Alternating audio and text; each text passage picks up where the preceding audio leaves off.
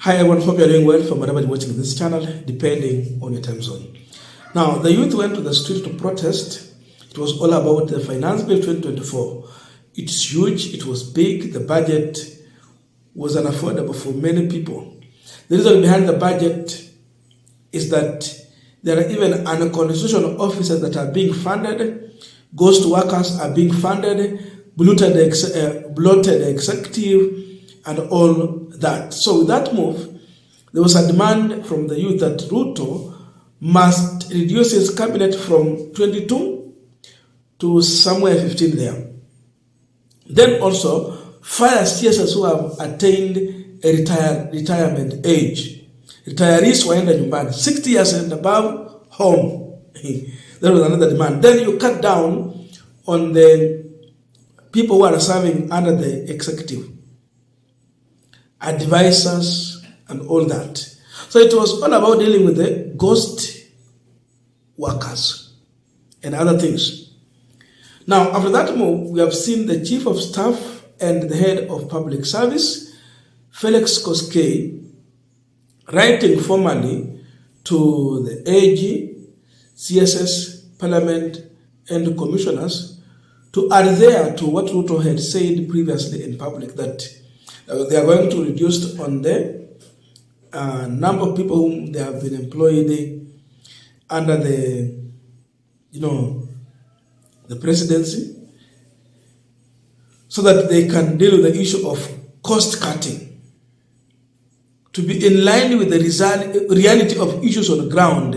And when he talked about cutting, reducing the budget, that was the information. So is it now boiling down to the pressure, or what is happening after we see the Chief of Staff formally now writing this after Ruto's statement? This is what he's saying here. Executive Office of the President, Chief of Staff and the Head of Public Service, confidential, iko na stamp kabisa. State House PO Box is there, Nairobi, 8th July 2024. The Honorable Attorney General, all cabinet secretaries, Presidential Directive, rationalization of the advisory function within the government. The issue here is that they want to reduce the advisors. Remember, we have 22 cabinet secretaries. But beside this, the Attorney General has a secretary. There's also another secretary to the cabinet and all that. So there are about 25. That means every cabinet secretary has 2 advisors. So it means we have 50. They have a budget. So out of this 50, they want to cut by half. They are going to remain 25. 25 will be shown the door. So they are cutting by half, as Ruto had said. And listen to this.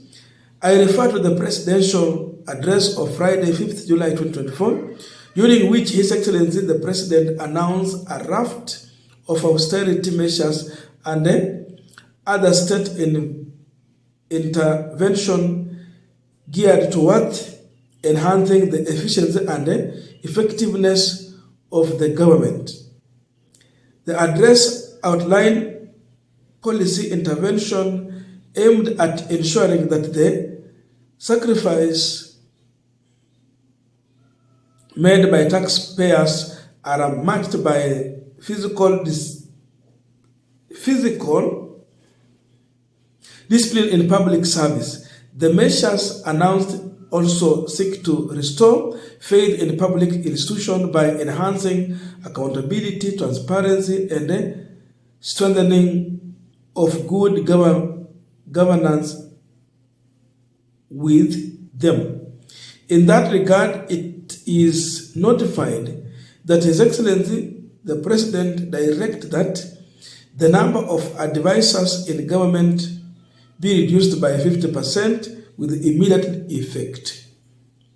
By dint of that presidential act, the number of advisors assigned to each cabinet secretary has been revised from 2 to 1. Additionally, the number of person staff attached to you will remain as set out in the Public Service Commission guidelines, being 2 staffs. Consequently, you are requested to assess the requirement of your office and indicate the advisor you would wish to retain to support you in discharge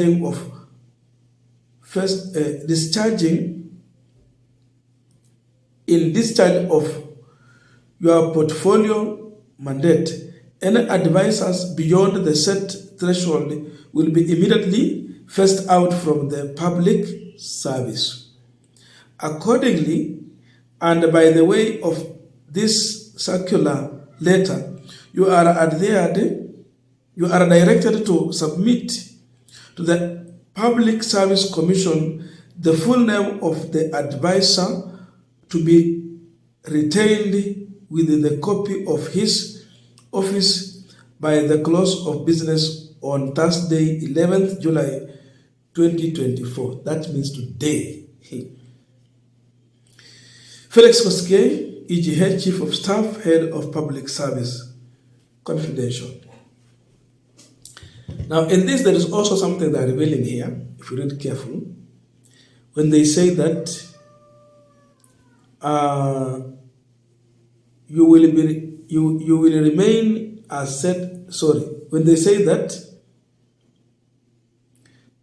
staff attached to you will remain as set out in the Public Service Commission guideline, being 2 staffs. That means we have individuals who have been having more than 2 staffs. Now, the issue of 2 advisors, how did it come out? First of all, we see this government failing because the people they put in a position of leadership, they are not worth to be in that position. By the issue, if you go by experience and education, or ministry education, umeweka pale advisor mwenye hana any knowledge to do with education, hakuna any study to do with education, but because he was a political friend, a person who helped you during the campaign, you award them. So the advisors we are having today in various ministries are a political awards. They have been rewarded because of the political interest, not because they have the knowledge, education, and experience in that department. So you see, what we are seeing here in this letter is now William Ruto being forced by the pressure from Gen Zs to face off ghost workers. The journey to remove ghost workers from office begins now. You would have to make sure that these people are out of office. And above all, it is not only advisors who are ghost workers here. We have more ghost workers. People have more than 2 staffs.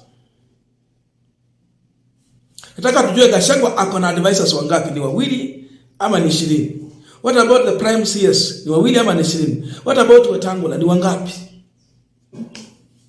And even William Ruto himself. How many people has he awarded as advisors who do not understand their duty and responsibility, who have no any duty? They just go to the desk. Some don't go to the office. They are just masquerading around. And at the end of the month, they have a salary. So definitely, it is a reaction to the pressure. Ruto is now climbing down. But this is not enough.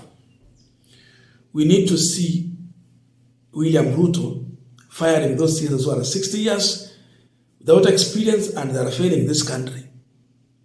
The incompetence of people like Susan Nakumita, Mithika Linturi, Ezekiel Machogu, Moses Kuri, and the rest, they must be shown the door. So, in this also we see the mischief that they are doing with this to create or paint a picture that William Ruto is now finally taking the matter serious, now firing some of these people. No, he need to go down to the CSS. we must see him really coming out seriously to reduce the number of citizens from 25 to a clean number of 15 there. That is what he should do. Otherwise, it is just a joke and PR that he's doing here. Hawa advisors wako na mshahara pale chini. Kuna watu wako tu hapo na mshahara na maofisi. They must be dealt with. But the fact is that definitely it's boiling down to the pressure. But all is not enough. He must crack the whip